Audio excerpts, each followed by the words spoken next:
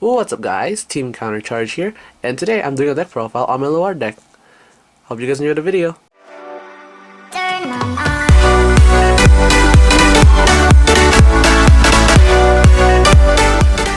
So our starting value for this deck is Conrad. Conrad's skill is that, and this is not GB, put this unit into your soul and choose a normal unit from your hand and discard it. Look at the top cover of your deck, put it on top or bottom of your deck, then draw a card. And then if you have piece of card in your G zone, he gets 5k. The reason I run him over the trial deck starter, which is Rouge, is because he is a more efficient card over Rouge. Rouge, I admit, is really efficient, but his counterblast is detrimental to this deck. I run him over Rouge just in general. And next, the real kicker of this deck is that you have three other foreigners, and they're all commanding that Gnesa. Gnesa's skill is that Ritual 3, Generation Break 1, you rest this unit and give up to 2 units plus 4k. The reason I run 3 of this is because this is your early game pump. You can get 2 over on the field with your initial stride, as well as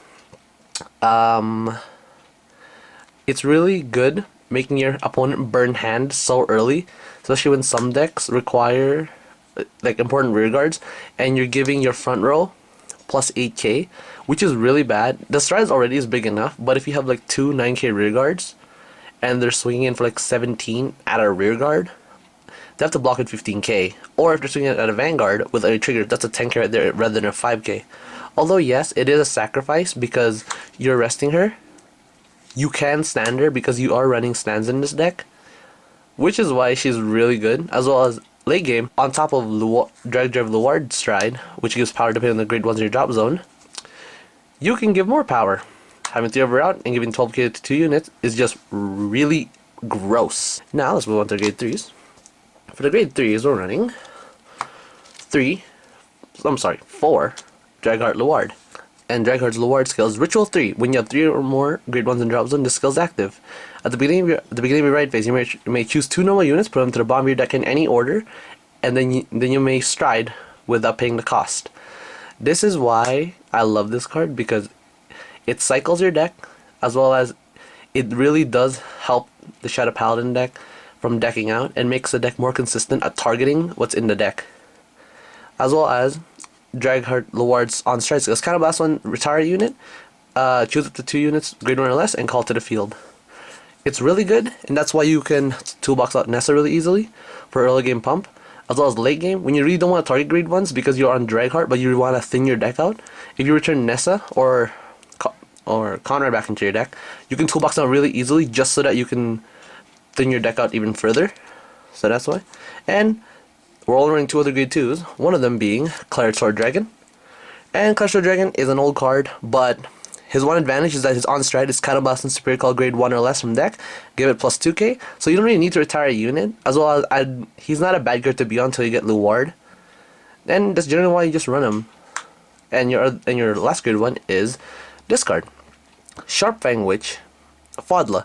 The reason I run Fodder is just toolbox the grade 0s out of the deck faster, as well as she's not GB, so even if you go first, you can toolbox Gnesa out for your stride and just sack her when you stride, so that way you can have GB1 and hopefully Ritual active by then, which you should have Ritual active by then, so that you can just give more power to your front row.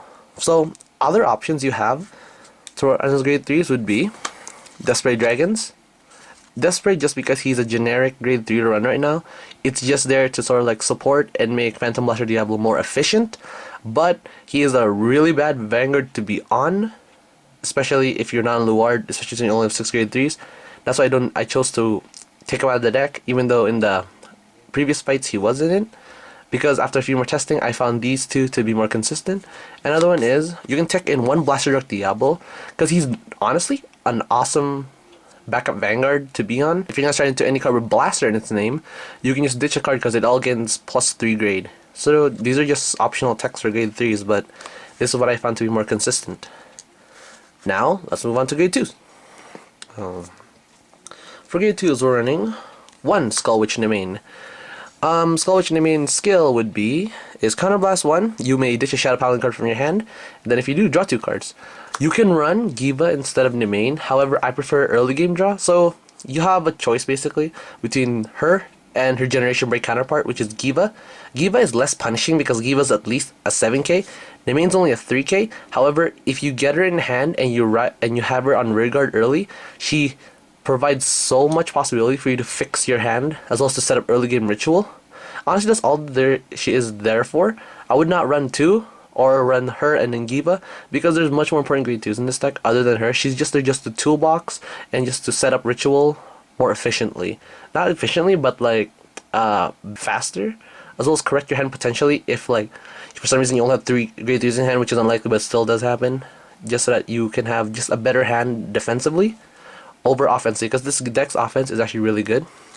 Next, we're running 1 Dark Saga Painter for toolboxing, because if you're on any Diablos, right, she counts as a grade 1 in deck, so you can toolbox her out really easily. And then her Generation Break 1 skill is that when she's placed on rearguard, if you have a Vanguard Diablo's card name, draw a card and choose a card from your hand and ditch it. Again, it's just there just sort of just to fix your hand and to just make her more defensively while also fueling your ritual just for a Luard skill. Next, we're running 4 Morpheus, a ridiculously expensive card, because he's really good. Ritual 3, he's Morpheus' skill is that Ritual 3, he's a 14k attacker by himself, and if he hits, counterblast and super call grade 1 from deck onto rearguard and then the reason why it's really good is because there's continuous drop zone effect on GB1. This card gets -1 grade, so he counts as a grade 1 drop, which is really crucial to this deck, especially on since you're depending on your power lines more than your Vanguard usually, but there are times where you have to rely on your Vanguard. And next, for the final grade 2s, we're running 4 Knight of Brawn, Grosne. He is, I would argue, in this deck, more key than Morpheus is in terms of power columns, because yes, you can toolbox out grade 1s and 0s more efficiently in this deck, which is moreover a plus for Grosne, because Grosne's skill states that whenever a grade less than this unit is called, he gets 3k. So basically, scenario wise, if you were like in late game and you have one of them in the field, you averagely call out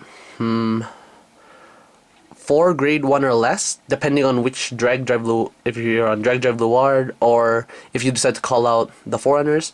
But if you do decide to call out Forerunners and you call a minimum of 2 units, minimum of 2 because the stride skill, he's a 15k base, and if you have 2 or 2 to 3 of the rearguards, he gets plus 8 to 12k, which is already right there a plus 15k shield just for this one grade 1, just for this one grade 2. And he gets really big, even though generally he doesn't. This deck is designed to make him really big. Even if he's not in the field, it's made to make Morpheus really big, and Morpheus hitting sometimes is not what they want.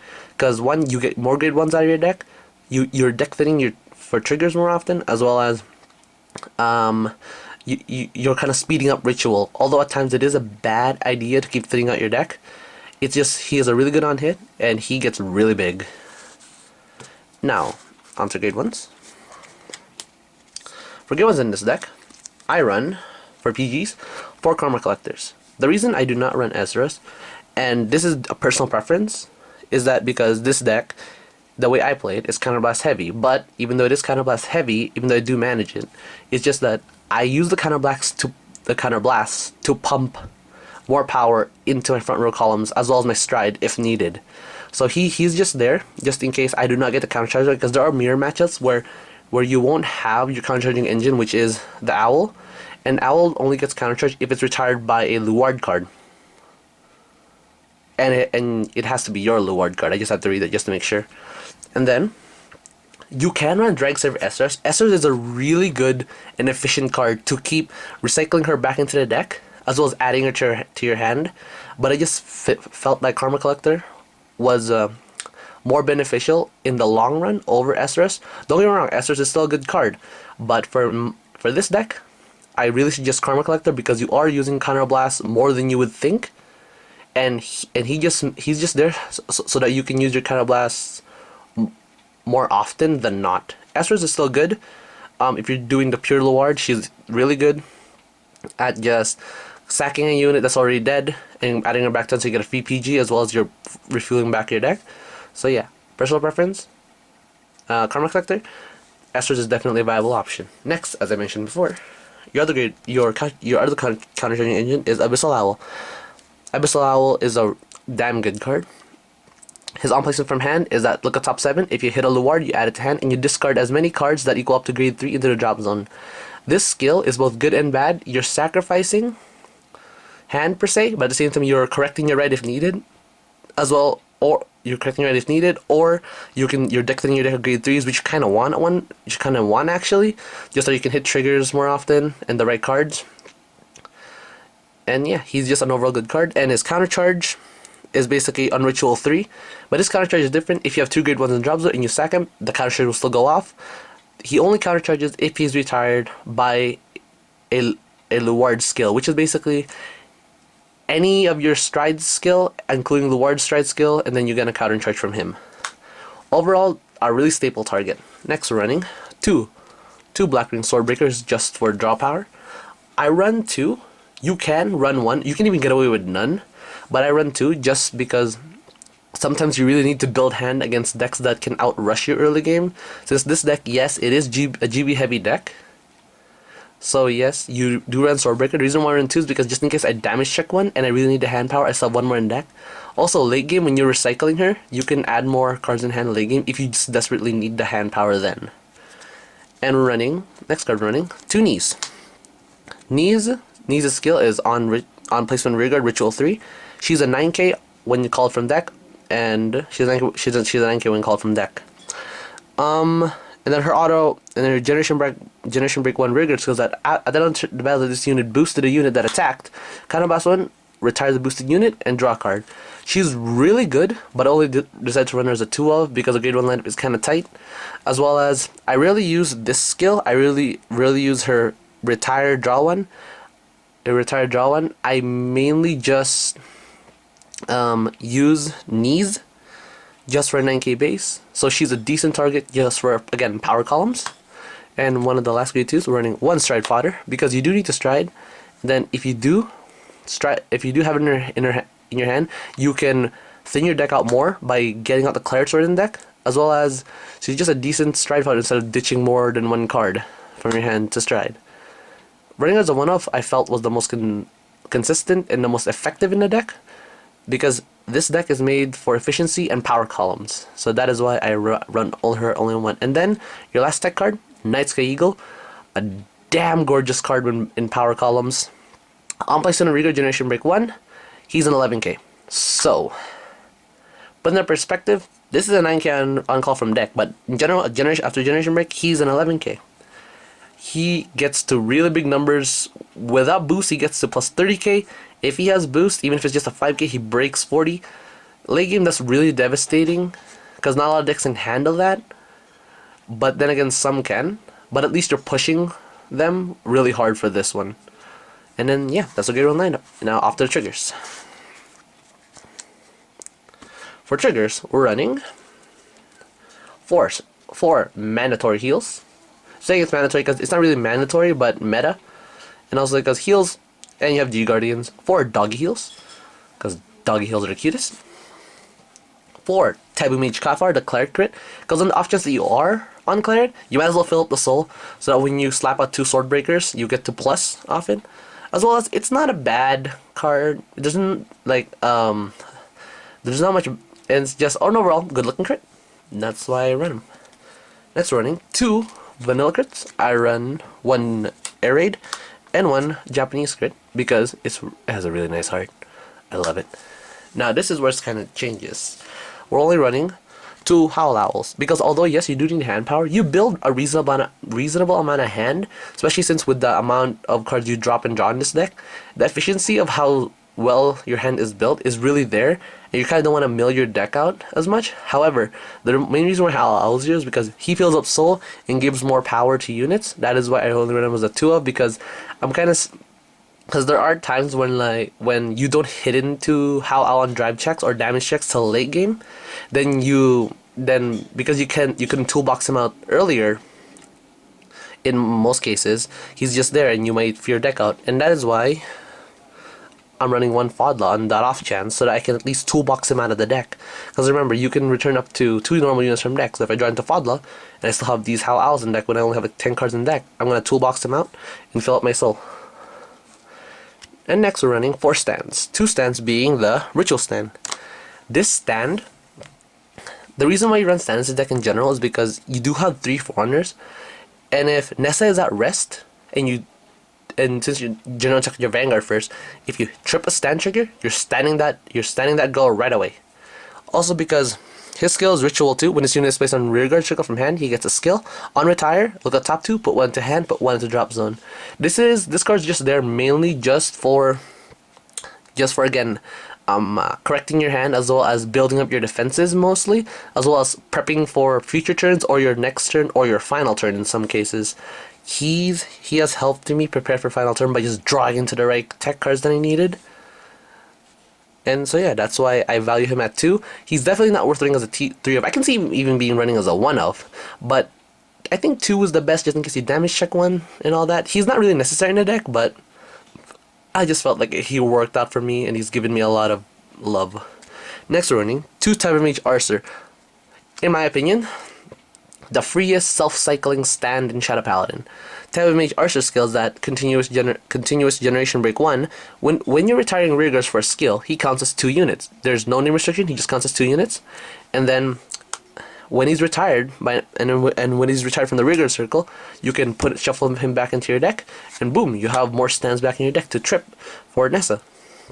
Sadly, you cannot recycle these cards, but when you have like roughly 10 cards left in deck, even though you are using Ritual to slow it down, he is valuable, since generally I just go into Gnesa just to see if I can get more power columns late game, and hitting him is amazing because you're giving boosts to the already big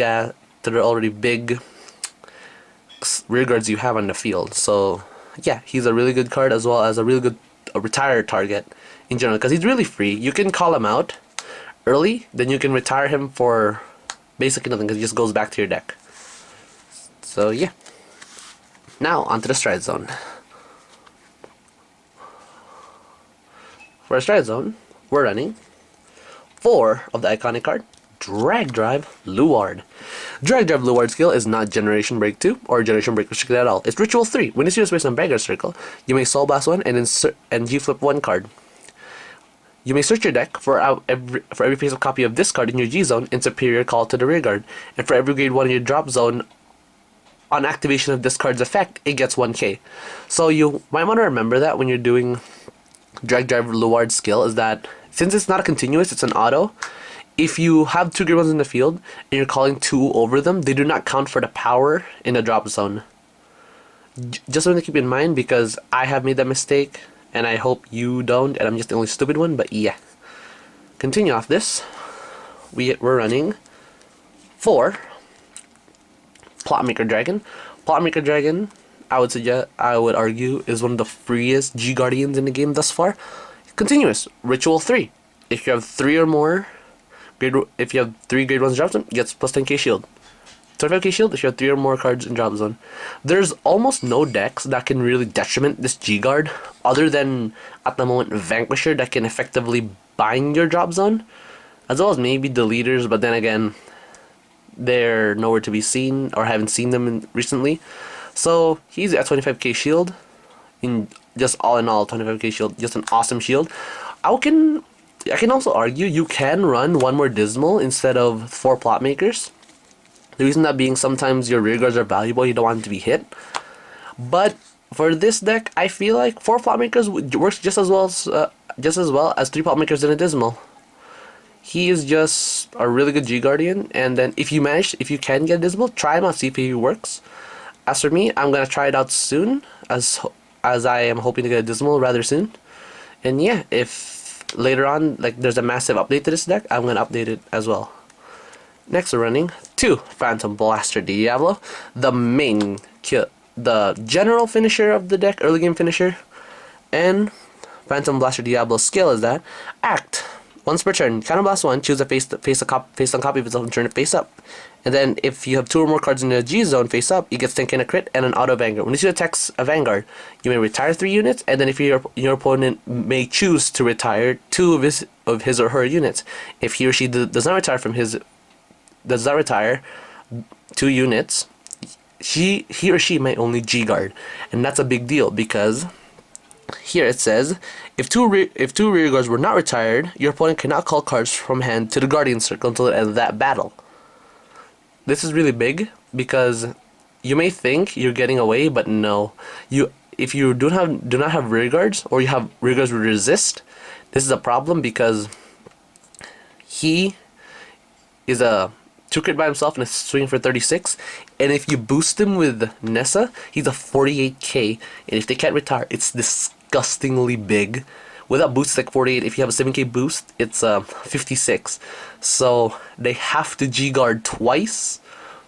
If they have like a plot maker G guard to get 10k, that's one pass, because it's 56 to their 61. That's just one to break.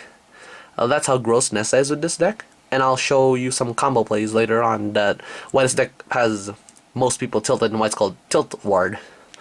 Next, we're running 3 Aura-Gazer Dragon and 1 Doomed. First, we're gonna look at Aura-Gazer skill because he's the generic first stride, and as well as one other card. Aura-Gazer Dragon skill is that Conrad +1 Soul Blast 1. Choose a face down copy of itself and turn it face up. When this unit attacks a Vanguard, you may pay the cost. If you do, retire 2 units, look at the top 2 cards of your deck, and for every grade 1 or less, add 5k to this unit, and then add those cards to hand. So he builds hand, as well as gives power to himself. And what I said earlier is that you can toolbox him out early for no cost, because you're sending him back to the deck and you're plussing 2 in hand before your drive check, so that's why he's really good. And why also I restricted Howl Owl to my deck to 2, because I go into him more often than not, even if it's not a first stride, just to fix up my hand if I'm against a rush deck, if I'm against a heavy attack deck, not just a rush deck. But yeah, I go into him more than that. And then 1 Doomed. I have never yet used Doomed in this Luard deck. He's mainly just for options and for art, because he has a really bad skill, but awesome art. His skill, why it's semi-bad, is it's an act once per turn. Conrad +1, you may G-flip, you may G-flip an Aura-Gazer Dragon in your G-zone face up, and then you retire 3 units, and then reveal top 2. For every grade 1 or less, you kill an opponent's unit. As well as, if there's 3 or more Aura-Gazer Dragon face up, it gets a crit. This card will probably get replaced as soon as Newer Strides comes out, but I can even argue now that you can replace these 2 cards with a Dismal, because running 5 G Guardians, in my opinion, is not bad. It gives you options. Even if you don't get to use them all because you can't recycle the heal triggers, you can just use them for G-Assist fodder if you have to G-Assist. So yeah, he is not a mandatory, but at the moment he just fills up the G-Zone, and then 16 is a really solid number to have for a G-Zone. Even if he's a bad card, sometimes he did work once, but that was just once out of like 10 games. He's a real, and I could have probably chosen Phantom Blaster over him, but I decided to go for hand power and whatnot. But yeah, you rarely will ever go into this card. That's why you can run 5G Guardians instead of him and an Aura-Gazer Dragon. He's just there just mainly for options. And next we're running 1 Spectral Blaster Diablo, the Restanding Vanguard.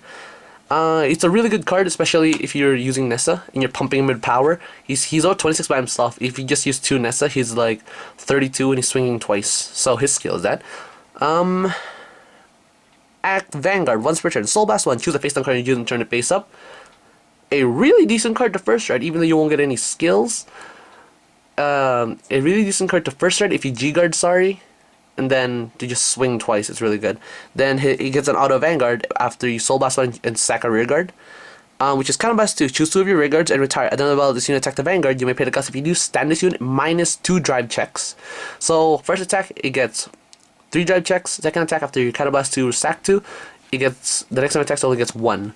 But it's still burning cards from your hand, and this is also a finisher like him. So it's really good. But this deck is made for a finisher of Drag Drive Luard. But if you really desperately need to end the game before, and your hand's really sucky, you can push for game for this and make them burn their hand more. Or you can just try to see and poke at their hand, see what they have with Spectral. For me, this deck, if you have power columns, it's kind of more like a mind game, because you have to poke them down and see what their hands, like what their hand feels like. Because if they're excessively guarding, it could mean that they have a good hand, or they just don't want damage, or as well their hands is like nearing its guarding limits. Like they have 5 cards with guarded the first 2 attacks because they know they can't guard 1 attack. So that's kind of what I mean. It's like, it's more like a mind game with this deck. And next, we're running 1 Carnivore Dragon. This is your general first strike, because Carnivore Dragon is a really, really free card, in my opinion, which is an act once per turn. Sack 1 of your units, and your opponent chooses to sack his 2 two of his or her units. Unlike Phantom Lasher, the wording is different. His skill states that your opponent may choose to retire 2 units, but his says your opponent chooses 2 units. So let's say your opponent has 1 rear guard. They still have to fulfill the skill as much as possible and retire that 1 rear guard. And since he didn't retire, she didn't retire 2, or continuing with the skill, if 2 units were not retired, you can give 4k to up to 2. You can give 4k to up to 3 different units in your front row. So basically 4k to your front row. Yeah, 4k to your front row. So 4k to your front row is really good, especially with Gnesa pumping again. If his 4k power trips off on top of Gnesa, oh, magic numbers. And yeah, that's my Luard deck profile, and I hope you guys enjoy it and try it out.